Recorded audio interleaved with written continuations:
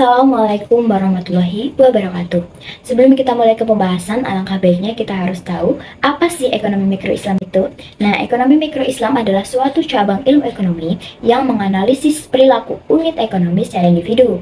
Contohnya seperti rumah tangga, perusahaan, pasar, dalam konteks nilai dan prinsip-prinsip Islam yang tentunya juga berdasarkan Al-Quran, Sunnah, Ijma, maupun Qiyas. Berbeda dengan ekonomi makro yang lingkupannya besar, ekonomi mikro ini ada produksi, konsumsi, dan juga distribusi.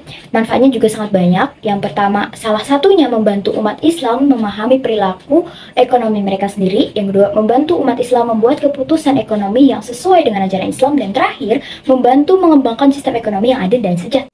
Lanjut ke materi utama, rasionalitas ekonomi, yaitu asumsi-asumsi perilaku individu dalam mencapai kepuasan sesuai dengan kepentingan yang dituju. Ada 4 prinsip. Yang pertama, complexity atau kelengkapan, yaitu keadaan setiap individu dalam memilih satu yang disukai dalam 2 keadaan. Misalnya orang ini membeli buah, jeruk, dan juga apel. Nah, dia harus memilih antara 2 itu, apa yang disukainya. Misalnya disukainya apel, nah yang dipilih maka apel. Yang kedua, yaitu transitivity atau transitivitas, dimana mengenai konsistensi seseorang dalam memutuskan pilihannya. Misalnya dia ingin membeli mobil Avanza, maka dia akan memilih mobil Avanza walaupun ada pilihan-pilihan yang lain. Yang ketiga, yaitu continuity atau kesinambungan. Maksudnya ketika seseorang sudah menyukai satu produk, misalnya kita sebut Marina aja dibanding yang lainnya, maka setiap skincare atau body scrub atau pewangi bahkan, dia akan menyukai ke merek yang Marina satu itu yang disukainya. Terus yang terakhir, more is always the better. Maksudnya lebih banyak maka lebih baik.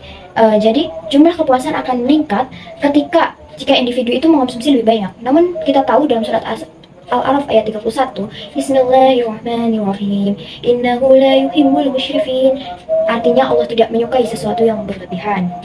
Terima kasih.